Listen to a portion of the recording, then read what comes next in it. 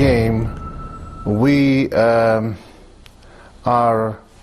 planning. We have this idea though. Today I'm going to play very aggressively. I want to attack. I want to push my pawns, and this is very wrong assumption.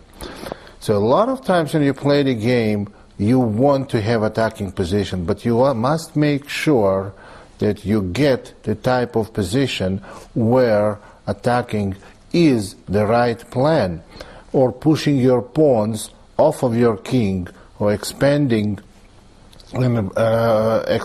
your position on the king or queen side is the right and safe thing to do.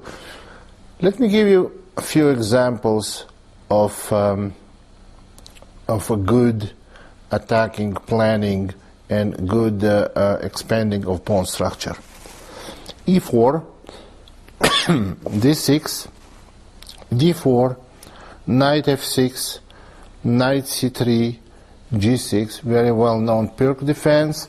Game was played between Anand, one of the top players in the world, and a Russian GM currently living in Eastern Europe, Bishop e3, c6, white plays f3. Now you can tell now that the idea of move f3 is to expand on a king side, to go g4 with white, h4. Of course, in this case, white will be canceling queen side and attack on king side. Let's see how the game developed. After f3, b5, g4. This is still we are still in the opening part. h6, preventing g5. After h6, queen d2, bishop g7, h4 for white, bishop b7, bishop to g2. Now, why bishop to g2? Let's notice now that black is not going to castle queen side for quite a while, because pawn on h6 is hanging. So white plays bishop g2, and the idea is possibly expand later with f4. Bishop g2 is okay move, and did not have to be played right at this moment. So black played h5, g5 for white, and knight f to d7. Now b4, knight e2, and c5. So we knew that originally when white played f3 and g4, there was a plan to attack on the king side and expand and push the pawns off of the king. That's the plan Anand is sticking to. And after c5, white castled, interestingly, short. Now, if white had castled long here, that might have been quite dangerous, because queen goes to a5, attacking a2 pawn, and after king b1, knight c6, black can develop quite strong attack on queen side. So white decided to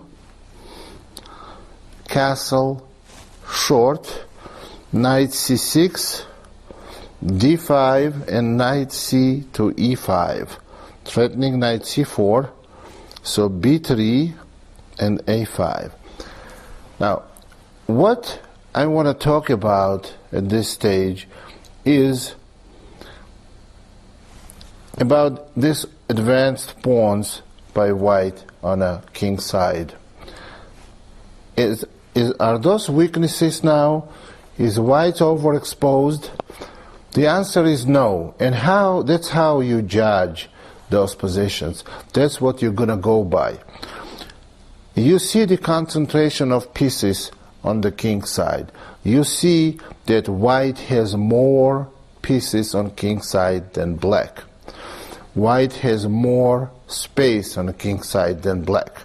So white should be preparing for f4, but of course not right away f4 because knight will go to g4, possibly knight f2 or so, and white still has a chance to expand and attack on a kingside. Especially, we have to keep in mind that black eventually is going to have to castle. Castling castling queenside for black is not going to be safe because white can always open files by playing c3 and c takes b, and opening c file, or by playing a3 and a takes b, opening a file. So that's why expansion on a kingside is going to be very handy after black castles short. So what happened is after b3, black played a5 and white played now knight to g3, a4, white plays rook ac1, a takes b, and rook a2. Black is trying to do some activity, to show some activity. Knight to f2. Now this move is designed for pushing the f pawn, controlling the g4 square. Queen a5, f4, and black has no choice but play knight g4, and then white takes on g4, black takes on g4, and white plays e5. Now this position becomes already quite difficult for black, because black is clearly lacking space. Now why e5, and what would happen if black simply took on e5, which black didn't? What black played here was king d8. Now let's look at d takes e. Probable move in this position, and most obvious move, is f5. So why did white have to play e5 first? In this position, 2 moves ago, that if white played f5, then black gains the e5 square forever, maybe by playing bishop e5, and this is e5 square is very valuable for white. White plays e5. This is typical positional sacrifice of a pawn. D takes e, and now f5. Now e5 square is not accessible for black pieces. So that's what would have happened if black took on e5. Now let's look at king d8. That's the game was played, and now white played e6. Black has to take fe, de. And in this position, you see that knight is hanging on d7, bishop is hanging on b7, and black's pieces are not coordinated. King is in danger, so black plays bishop c3, queen f2, bishop takes g2, queen takes g2, and now black plays knight f8. I think black's position is totally lost, because knight is badly placed on f8 and rook is badly placed on h8. e6 pawn is very powerful because it kind of separates queens and kingside. So after knight f8, f5 for white, and black did not play g takes f. If black plays g takes f, What I think is the best move for white, maybe simple h5. The next move white is going to take the f5 pawn, and g5 and h5 pawns will be very powerful. I don't think black can survive here. So what happened in the game after f5, black played queen a8, exchanging queens. Queen takes a8, rook takes a8, and white played fg. Game is totally decided now. Knight takes g6, and same idea as I mentioned just a minute ago with powerful g and h pawns. Black is totally lost now. Knight f8, knight e4, there's a few more moves. Bishop to e5, pawn goes to h6, knight takes to e6, rook c to d1, king d7, and now white goes g6. You see, those pawns are very dangerous. Black is lost, of course. Rook a to g8, g7, rook h7, and rook f7. King e8, rook d to f1. Black plays knight takes g7. Now this is interesting. Black is giving up the knight, hoping to get 3 pawns. If white takes the knight, then they get 3 pawns for a knight. They may very well may be alive. However, after knight takes g7, this knight on g7 is not going anywhere because it's pinned. And after knight takes g7, white simply played king g2. Black is in kind of zugzwang position. Rook h to h8, and it looks like white must take now on g7, but they don't.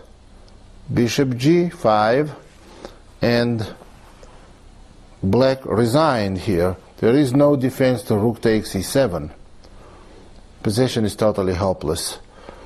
And if knight e6, of course rook takes e7, winning all the black's material. So what happened here? White did expend great deal on a king's side, and they castled on king's side. So, but that was okay because they had a lot of firepower on king's side and they had space. So you have to notice that when you have a lot of power, a lot of material, a lot of pieces on the side you're expending.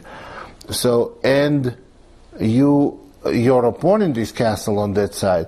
This may be very beneficial. I don't think you're creating weaknesses then. The other game, also expansion on the king side. But this time, white did not castle on that side. White castled on the opposite side. Game between Anand and Latier. e4, c5, knight f3, d6. This is Sicilian, cd, knight takes d4, knight f6, knight c3, a6.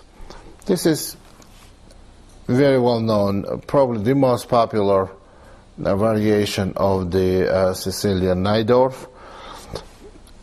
Knight c3, a6, f3, e6, bishop e3, b5, g4, h6, queen d2, knight bd7. Everything is the opening still. Castles long, bishop to b7, bishop to d3, knight e5, rook h e1 and b4, knight a4 and d5. This already has been played many times. E takes d, knight takes d5, and f4. Now this is You see, white expanded widely on kingside, but they castled queenside. That's a lot easier to do, and it's almost never dangerous to expand. That's why you castle on a queenside to expand on kingside, or when your opponent is not castled yet, you try to push your pawns and try to open position. That's exactly what happened here. After f4, black played queen d7. Now, we are not going to get into big details of the position, but after knight takes g4, if black played knight takes g4, it's a very powerful move, is knight takes e6. And after knight takes e6, fe, then white can go bishop g6 check. Position becomes very dangerous for black. So after bishop king d7, and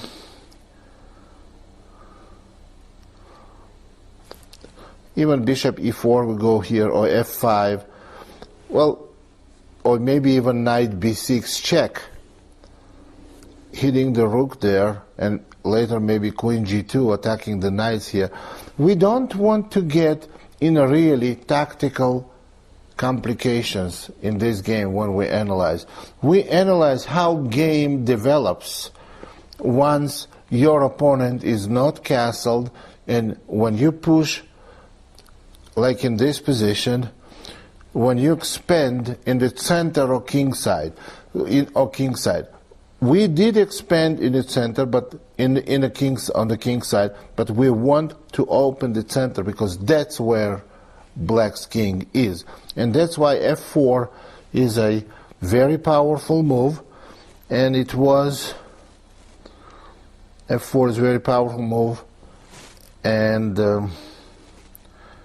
black played queen d7. The idea is, of course, if white plays f takes e, then black plays queen takes a4. So what happened in this game? White simply played b3, and now black took the g4 pawn. Here is the position where black has an extra pawn, and it does not look like white has some concrete threats. Believe it or not, this is still opening theoretical position. And in this position, white played knight b6. Knight has to take on b6. But before we play knight b6, I want to mention one thing here. See, black's king is still in the center. Black is not about to castle yet. And every piece of white's concentrate in the center, and there should be, or there is, full compensation for the g4 pawn that white just sacrificed. Knight b6, knight takes b6, and here comes knight takes e6 move. Knight takes e6 is very strong, and black's answer was knight d5. Now, why knight d5? Obviously, black cannot play f takes e. Now, because then simply bishop takes b6, and white has overwhelming position, threatening bishop g6 check, winning the queen, and threatening pawn to f5, and black cannot defend their position. So what happened in the game, that black played knight to d5. Now white goes knight c5. Black must take on c5, bishop takes c5, bishop takes c5, and this is check. So how do we go king d8? How do we know? We cannot calculate as well as computers. Now, how do we know that this position is good for white? White is whole piece down. But position has to be good. Has to be good, or our evaluation is way off. The reason why it has to be good, you can tell both rooks perfectly placed. Bishop on c5 cuts off black's king. The other bishop is ready to participate in attack. So we have 5 big pieces attacking black's position. Black's pieces are totally discoordinated. So position has to be winning for white. Now, if you play this position and you did not win this, some position like this, that's when you need to look for mistakes. So after bishop takes b4,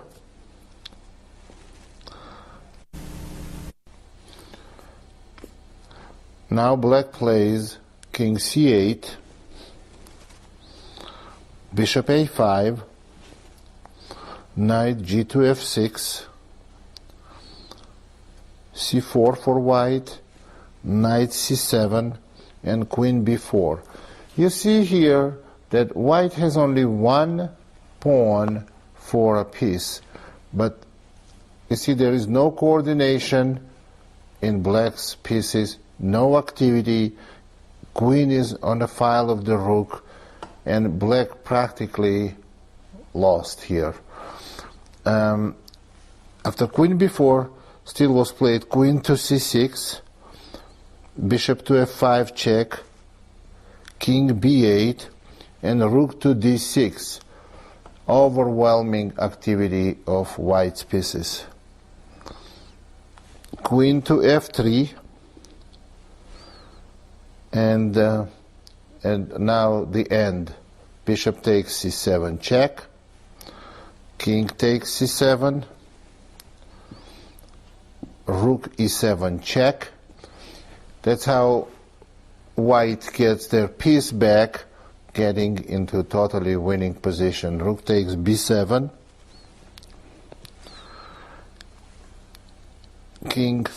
queen takes b7, rook b6. The only move is rook a7. Now white is going to win the queen back, and they're going to have queen for 2 rooks, but black is going to be losing most of their pawns. Queen d6 check, king a8, rook takes b7, rook takes b7 for white, and now king takes b7, and now the final blow. Bishop has to come into the game, and since bishop cannot go to e4, since knight is on f6, white goes bishop h3 with the idea of bishop g2, and black is going to have no defense. So what black did is they played rook e8,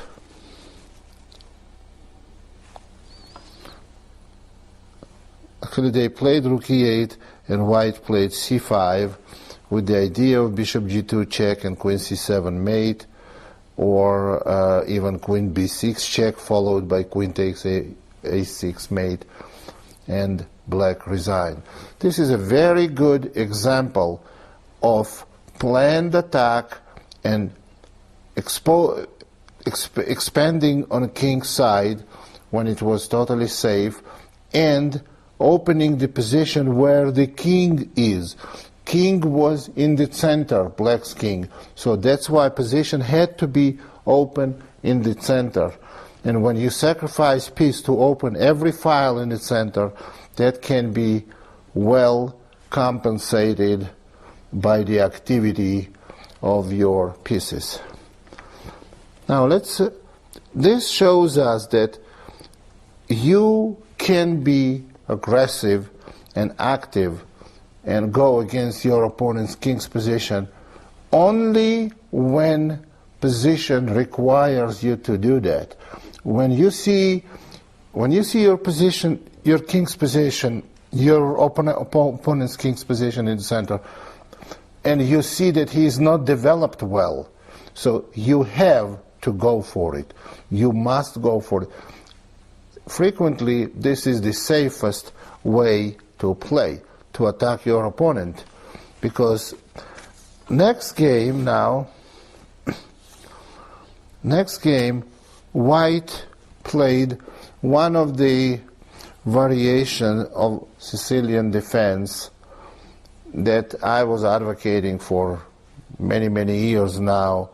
A slightly different variety of it, but it's a Grand Prix attack, knight f4, g6, knight f3, bishop g7, bishop c4, e6, d3, knight e7, castles, bishop b3, knight bc6, queen e1. Now, white sort of expanded on king's side already. What black wants to do, they want to expand on a queen side. Queen goes to e1, white wants to play queen h4 and attack on king's side. So what happened after queen e1, knight d4, knight takes d4, pawn takes d4, and white plays knight e2. And again, white's goal is to play f5. And you see the dark square bishop opens, queen goes to h4, and you have to notice the aim of the pieces. White has good attacking chances. So what happened after knight takes d4, cd, and white played knight e2, bishop d7, bishop d2. White concludes development, rook c8, putting rook on open file, king h1. Now this is very interesting plan. If there is one piece that is not placed actively by white, it's this knight on e2. We much rather have this e2 knight to f3, on f3. So that's what the king h1 move is about. White wants to play knight to g1 and knight to f3, activate the knight, and possibly play e5 later. So king h1 was played by white, a6, knight to g1 as expected, knight to c6, knight to f3, king to h8. This is understandable move because when white plays f5, black does not want to be on this diagonal with the king. Or black may want to play f5, and after ef they don't want to be pinned. If king was on h8, the pawn on e6 would have been pinned. So king h8 is kind of prophylactic move. Queen f2, b5. Now a4 was played by white. That's a very good move. And let me explain you why this is a good move. If white makes some neutral move, like continuing their plan, then black will go a5. And you will see that bishop on b3 in some kind of a trouble now. And if you go a3, trying to save bishop, then maybe black will go a4, and after bishop moves, knight will move somewhere, possibly a5 or e7, and c2 will be target. So what white does here, by playing a4, white prevents a5 move for black and stops knight a5 as well, because knight a5 in this position is not very good, because bishop may simply take on a5, and then a takes b, attacking queen, and then maybe d4 pawn hangs. See, d4 pawn is going to be hanging. So right now, black does not have an opportunity to play knight a5, so after safely. So, but if they don't play knight a5, then what they're gonna do? White is gonna play ab, ab, and then they will never be able to play knight a5. And white can expand on a kingside, so they don't have a5, a4, and they don't have counterplay on a queenside. So therefore, that's the only chance to play knight a5, and they went knight a5. Bishop takes a5, queen takes a5, ab, queen takes c4, queen takes b5. Now bishop c4. This is Grandmaster Damian Lemos here for onlinechesslessons.net. First of all, I hope you enjoyed this video. If you would like to receive more free chess videos from us, you can just click the subscribe button below. I would also highly recommend signing up for my free mail course, the 10 Grandmaster Secrets to Dominate Chess. During this exclusive course from onlinechesslessons.net, I'll share with you my own Grandmaster shortcuts to effective attacking, defending, and growth hacks to improving your chess without complicated books or memorization. So sign up by clicking the sidebar on the right, and I know you won't be disappointed. Once more, this is Damian for onlinechesslessons.net, and I'll see you in my videos. Thank you.